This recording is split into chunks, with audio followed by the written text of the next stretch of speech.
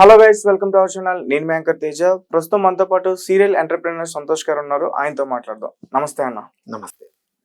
అయితే ఎన్నికల సందర్భంలో ఎన్నికలకి ముందే పవన్ కళ్యాణ్ గారు ఉమెన్ ట్రాఫికింగ్ గురించి మాట్లాడడం జరిగింది. అంటే ఒక 30,000 మంది ఆడవాళ్ళను ఇక్కడి నుంచి తరలించేస్తున్నారని చెప్పేసి. అయితే రీసెంట్ గా హ్యూమన్ ట్రాఫికింగ్ అని చెప్పేసి అమెరికాలో ముఖ్యంగా మన తెలుగు యువతులు అలాగే యువకులు కూడా అక్కడ ఇరుక్కున్నారంటూ కూడా ఒక వార్త వెలుగులోకి వచ్చింది. నిన్నటి నుంచి కూడా చాలా వైరల్ అయింది. అక్కడ అందరూ కూడా నిర్వహించింది మన తెలుగు వాళ్ళే అని కూడా చెప్తున్నారు.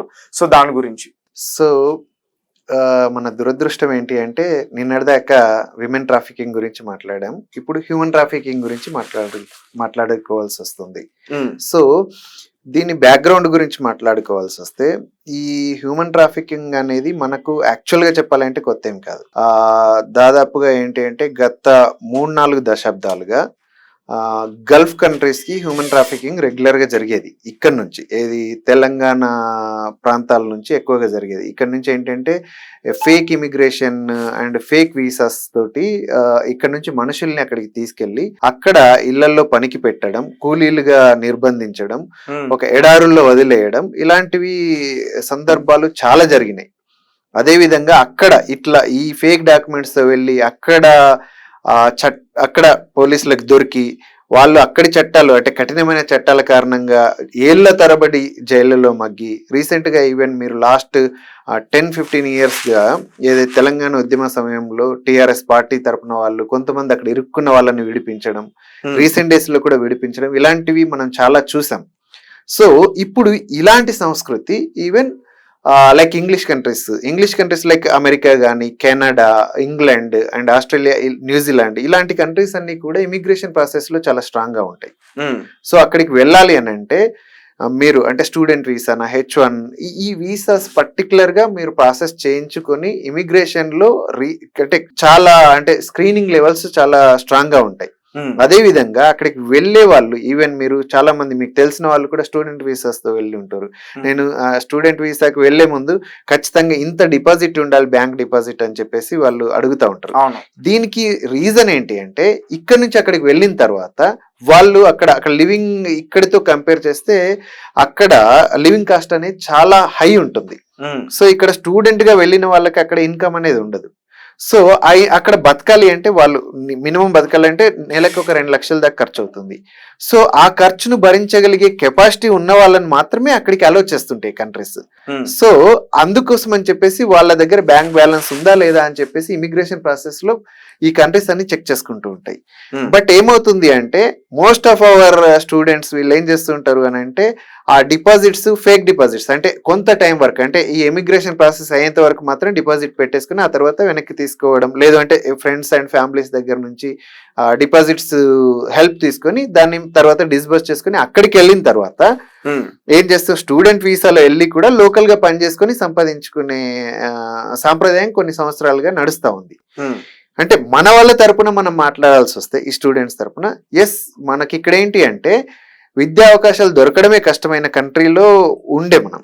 సో ఈ విద్యా అవసరాలని సృష్టించుకోవడం కోసం వాళ్ళు అక్కడికి వెళ్ళి కొంత పని చేసుకుంటూ అంటే ఇక్కడ కూడా చాలా మంది అంటే పెద్ద పెద్ద వాళ్ళ హిస్టరీ చూసాం. నేను వీధి లైట్ లో నేను చదువుకున్నాను, రాత్రి పనిచేసి డేలో చదువుకున్నాను, ఇలాంటి హిస్టరీస్ చదువుకున్నాం. అట్లనే ఇక్కడి నుంచి అక్కడికి చదువుకోవడానికి వెళ్ళిన వాళ్ళు అలా పనిచేసి కొంత పనిచేసి వాళ్ళు అంటే స్వయం కృషితో ఎదిగే ప్రయత్నాలు కానీ అక్కడ స్వశక్తితో ఎదిగే ప్రయత్నాలు చేయడంలో తప్పు లేదు ఒక కోణంలో ఆలోచిస్తే. కాకపోతే అక్కడి చట్టాలని కూడా దృష్టిలో పెట్టుకోవాల్సి ఉంది. సో అక్కడ చట్టాలు అంత కఠినతరంగా ఎందుకు ఉంటాయంటే పర్టికులర్ గా ఇక్కడి నుంచి అక్కడికి వెళ్ళిన వాళ్ళు అక్కడ జీవనం కోసం ఏదైనా అంటే వాళ్ళు బతికే పరిస్థితి లేనప్పుడు ఏంటి అంటే ఏదైనా క్రిమినల్ యాక్టివిటీస్ చేసే అవకాశాలు ఉంటాయి. దొంగతనాలు కానీ లేదంటే ఇంకేదైనా క్రిమినల్ యాక్టివిటీస్ చేస్తే అక్కడ క్రైమ్ పెరిగే అవకాశాలు ఉంటుంది. కాబట్టి ఆ క్రైమ్ ని తగ్గించడం కోసం ఏం చేస్తుంటారు అంటే వీళ్ళకి లైవ్లీవుడ్ ఉందా లేదా అని ముందుగానే చెక్ చేసుకుని వాళ్ళ కంట్రీలోకి ఎంట్రీని యాక్సెప్ట్ చేస్తాయి. అదర్వైజ్ అక్కడికి వెళ్ళిన తర్వాత వీళ్ళు ఏదైనా పార్టిసిపేట్ చేస్తే అక్కడ క్రైమ్ పెరిగే అవకాశాలు ఉంటాయి. కాబట్టి ముందు జాగ్రత్త చర్యల్లో భాగంగా వాళ్ళు ఒక ప్రాసెస్ అనేది డిఫైన్ చేసుకున్నారు. ఆ ఇమిగ్రేషన్ కూడా ఖచ్చితంగా ఒక పద్ధతి ప్రకారం జరుగుతూ ఉంటది. సో ఇప్పుడు ఈ ఇన్సిడెంట్ లో మీరు చూస్తే ఏంటి అంటే అక్కడ ఇంకొక విషయం ఏంటి అంటే ఒక ఇంట్లో ఒక ఫ్యామిలీ మాత్రమే ఉండాలి. అంటే మాక్సిమం అంటే ఎవరైనా రెంట్ కి ఇవ్వాలి అంటే మా ఇంట్లో మాక్సిమం 5 members అక్కడ రూల్ అనమాట. సో మేము మాక్సిమం 5 members ఉంటున్నాం. గ్రూప్స్ గా అంటే ఒక 10 members 15 members ఉండడానికి లేదు. ఇంటికి ఇల్లు రెంట్ కి ఇచ్చే వాళ్ళు కూడా డెఫినెట్లీ ఎంత సైజ్ ఫ్యామిలీ ఉంది అని చెక్ చేసుకునే ఇస్తారు. సో నిన్న మనం చూసిన ఇన్సిడెంట్ లో ఒకే ఇంట్లో 30 మందిని కుక్కి పెట్టారు అనేది న్యూస్ మనం విన్నాం. అక్కడ ఏంటి అంటే ఒక ఫ్లోర్ మీద ఒకవైపు కంప్యూటర్లు ఇంకోవైపు ల్యాప్టాప్స్, అదే ఫ్లోర్ మీద అంటే ఒక హాల్లో ఒక 15 మంది గర్ల్స్ ఇంకో 15 మంది బాయ్స్ ఇలా వాళ్ళని ఒక రూమ్ లో ఒక హాల్లో కుక్కారు అనే ఒక ఇన్ఫర్మేషన్. అంటే ఏ ఇంట్లో అయితే వీళ్ళు ఉన్నారో ఆ ఇంటి neighbours something is going wrong here అని చెప్పేసి 911 కి వాళ్ళు కాల్ చేసి చెప్పారు ప్రిన్స్టన్ లో. అలా ఈ ఇన్సిడెంట్ బయటకు వచ్చింది. తీరా చూస్తే ఆ మొత్తం ఇన్సిడెంట్ లో ఎవరైతే ఈ ఇన్సిడెంట్ ని క్రియేట్ చేశారో అంటే ఈ కన్సల్టింగ్ మందిని పెట్టి ఎవరైతే అక్కడ ఉంచారో ఆ 4 వ్యక్తులు తెలుగు వాళ్ళు, ఇండియన్స్, మళ్ళీ మన తెలుగు వాళ్ళు. అదే విధంగా ఆ బాధితులు ఎవరైతే గురించి చెప్తున్నామో వాళ్ళు కూడా తెలుగు వాళ్ళే. ఆ 30 మంది కూడా తెలుగు వాళ్ళే, ఇక్కడి వాళ్ళే. సో ఇదంతా ఎలా జరుగుతుంది ఏంటి అనేది బ్యాక్గ్రౌండ్ గురించి మనం విచారణ జరిపినప్పుడు ఏంటి అంటే ఎవరైతే ఈ 4 వ్యక్తులు ఉన్నారో ఇలా స్టూడెంట్ వీసాల కోసం ట్రై చేసేవాళ్ళు, లేదు అని అంటే అక్కడ చిన్న ఉద్యోగాల కోసం ట్రై చేసేవాళ్ళు, H1 వీసా కోసం ట్రై చేసే వాళ్ళని అట్రాక్ట్ చేసి వాళ్ళు ఏం చేస్తున్నారు అంటే అక్కడికి డైరెక్ట్ గా వీళ్ళకి ఉద్యోగాలు ఇప్పించే అవకాశాలు ఉండవు. వీళ్ళని ఏం చేస్తున్నారు అంటే అక్కడ ఫేక్ కంపెనీస్ ని క్రియేట్ చేసి, షెల్ కంపెనీస్ ని క్రియేట్ చేసి ఆ కంపెనీస్ లో మేము ఉద్యోగం ఇప్పిస్తామని ఫేక్ రెజ్యూమ్స్ కూడా క్రియేట్ చేసి ఇక్కడ నుంచి చిన్న చిన్న లోకల్ కన్సల్టెన్సీస్ ద్వారా వీళ్ళని అట్రాక్ట్ చేస్తున్నారు. అట్రాక్ట్ చేసేసి వాళ్ళని ఏం చేస్తున్నారంటే డైరెక్ట్ గా యుఎస్ కి తీసుకెళ్లకుండా కెనడా, మెక్సికో లాంటి నైబర్హుడ్ కంట్రీస్ కి వీళ్ళని ట్రాన్స్పోర్ట్ చేసి అక్కడ నుంచి రోడ్ ట్రాన్స్పోర్ట్ మెథడాలజీస్ లో యుఎస్ కి షిఫ్ట్ చేస్తున్నారు అనమాట. ఎందుకంటే ఇమిగ్రేషన్ లో ఈ కంపెనీలో నాకు జాబ్ వచ్చింది అని చూపిస్తే అక్కడ ఆ షెల్ కంపెనీస్ కానీ ఆ ఫేక్ కంపెనీస్ కానీ బయటపడే అవకాశాలు ఉన్నాయి. కాబట్టి వాళ్ళని ఇతర మార్గాల ద్వారా అక్కడికి తీసుకెళ్తున్నారు. తీసుకెళ్లి అక్కడ ఏంటి అంటే ఫేక్ కంపెనీస్ ద్వారా తీసుకెళ్తున్నారు కాబట్టి అక్కడ ఉద్యోగం ఇచ్చే అవకాశాలు లేదు. వాళ్ళని ఏంటి అంటే అక్కడ ఎలా ఉంటుంది అంటే నేను నాకు తెలిసిన చాలా మందిని నేను అక్కడ కనుక్కున్నాను. వాళ్ళు అక్కడ ఏంటంటే పని మనుషులు దొరకరు, ఇంట్లో ఏమంటారు హౌస్ హోల్డ్ వర్క్స్ కోసము. ఇక్కడ మనకు ఇంట్లో పని చేయడానికి, వంట పని చేయడానికి ఒకరు, ఇంటి పని చేయడానికి ఒకరు, బట్టలు ఉతకడానికి ఇంకొకరు, ఇలా మనకు చాలా అవకాశాలు ఉన్నాయి. ఇక్కడ లేబర్ ఈజీగా దొరుకుతుంది, అక్కడ దొరకదు. ఎవరి పనులు వాళ్ళు ఇక్కడ నుంచి అక్కడ వెళ్ళి సెటిల్ అయిన డాక్టర్స్ కానీ ఇంజనీర్స్ కానీ వీళ్ళంతా కూడా వాళ్ళ ఇంట్లో పనులు వాళ్ళే చేసుకుంటూ ఉంటారు.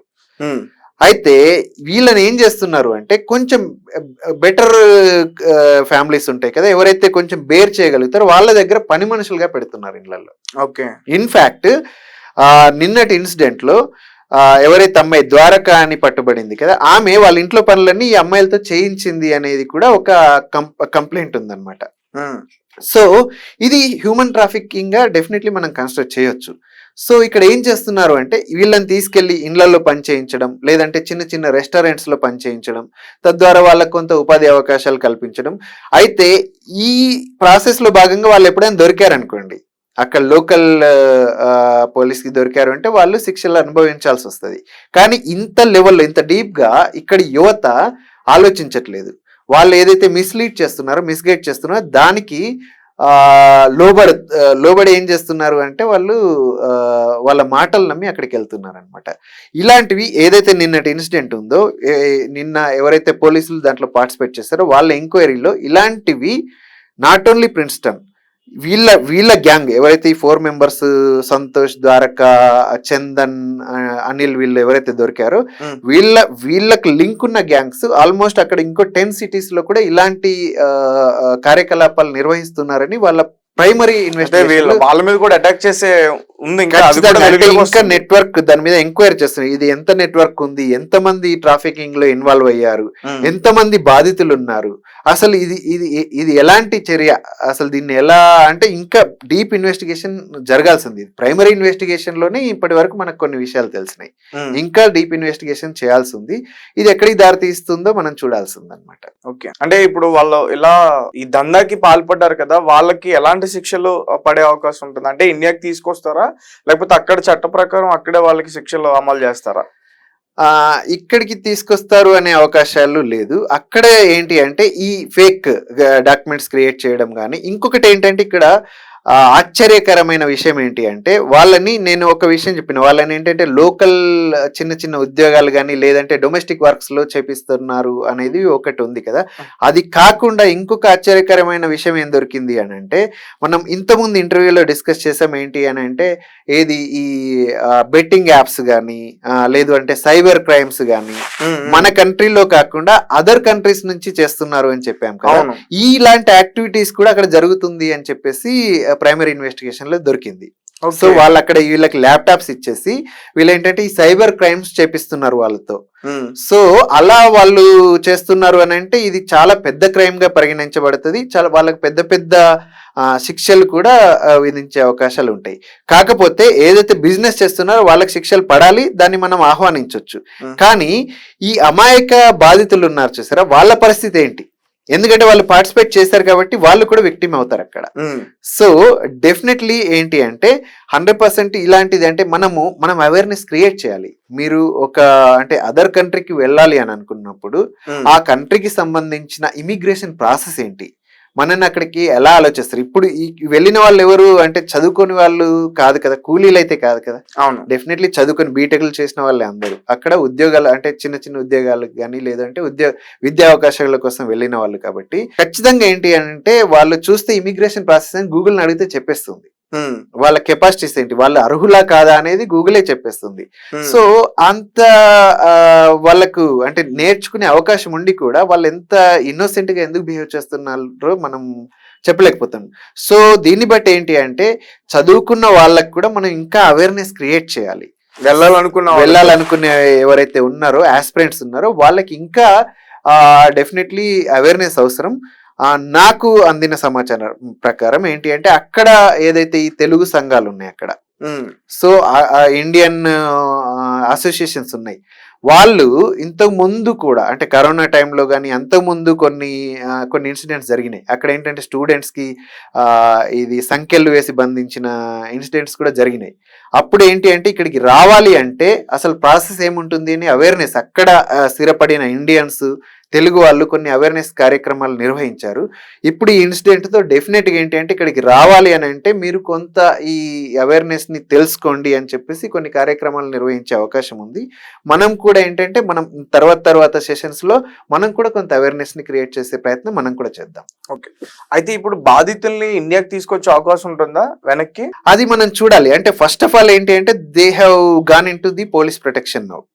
సో వాళ్ళు ఏంటి అక్కడ ఏం జరుగుతుంది అనేది ఇంకా విచారణ పూర్తి కాలేదు. అక్కడ ఏం జరుగుతుంది అనేది అక్కడ ఏంటి అంటే వాళ్ళు పోలీస్ కూడా అక్కడ కంప్లీట్ గా అక్కడ ఏమేమి ఇన్సిడెంట్స్ జరిగింది, వాళ్ళు ఏమేమి కార్యకలాపాలు చేయించారు, ఎందుకంటే మిగిలిన వాళ్ళు కూడా అలర్ట్ అయ్యే అవకాశాలు ఉంది కాబట్టి ఇది ఎంత పెద్ద చైన్ ఇక్కడ మాత్రమే జరుగుతుందా, దీని బ్యాక్గ్రౌండ్ ఏంటి, దీని వెనకాల ఎవరున్నారు అనేది ఇంకా డీప్ అనాలిసిస్ చేస్తా ఉన్నారు. అండ్ వాళ్ళు చాలా క్విక్ గా రెస్పాండ్ అవుతారు. It may not be with in a day or two they will definitely get in to the entire picture. Okay, అయితే పవన్ కళ్యాణ్ గారు చెప్పిన దానికి దీనికి సంబంధం లేదని నాకు అనిపిస్తుంది. సంబంధం లేదు అనే అనుకోవచ్చు, కానీ ఇంకొక కోణంలో ఆలోచిస్తే సంబంధం ఉంది అని కూడా అనుకోవచ్చు. ఆయన ఏమన్నారు, విమెన్ ట్రాఫికింగ్ జరుగుతుంది అని అన్నారు, కానీ ఏ కంట్రీకి ట్రాన్స్పోర్ట్ అవుతుంది, ఎలాంటి మోడ్ ఆఫ్ ట్రాన్స్పోర్ట్ జరుగుతా ఉంది, ఇన్ఫర్మేషన్ అలాంటి దానిపైన ఆయన ఏమి క్లియర్ గా చెప్పలేదు. కానీ అన్యాయం జరుగుతుంది, విమెన్ ట్రాఫిక్ జరుగుతుంది అని చెప్పేసి చెప్పారు. సో ఇది కూడా హ్యూమన్ ట్రాఫికింగ్ లో ఈ విమెన్ కూడా ఇన్వాల్వ్ అయ్యారు కాబట్టి డెఫినెట్ గా ఏంటి అంటే అక్కడ ఇంకా ఏదైనా మనం 2-3 విషయాలు మాట్లాడుకున్నాం. ఏంటి అంటే అక్కడ డొమెస్టిక్ వర్క్స్ చేయించుకుంటున్నారు, అదే విధంగా లోకల్లో పార్ట్ టైం వర్క్స్ చేపిస్తున్నారు అనే విషయాన్ని గురించి మనం మాట్లాడుకున్నాం. దాంతో పాటు వీళ్ళని ఇంకేదైనా అసాంఘిక కార్యక్రమాలకి వాడుతున్నారా, అటువైపు ప్రోత్సహిస్తున్నారా, అటువైపు వాళ్ళతో అంటే అంటే దీన్ని ఒక రకంగా వెట్టి చాకరీ అనుకోవచ్చు. అలానే ఇంకేదైనా చేపిస్తున్నారా అనేది until unless the entire investigation reports వస్తే తప్ప మనం ఏం చెప్పలేం. అందులో ఏదైతే ఆయన ఫోకస్డ్గా కొన్ని జిల్లాలు పర్టికులర్ ఈ జిల్లాల నుంచి ఎక్కువగా ట్రాఫికింగ్ జరిగింది అని చెప్పారు కదా, ఈ వెళ్ళిన వాళ్ళు కరెక్ట్గా ఎక్కడి నుంచి సోర్స్ ఏంటి అనేది ఇంకా పూర్తి వివరాలు రాలేదు కాబట్టి అది వస్తే గానీ మనం పూర్తిగా చెప్పలేం. అంటే ఈ ఆయన ఏదైతే కమెంట్ చేశారో ఈ 30,000 మందిలో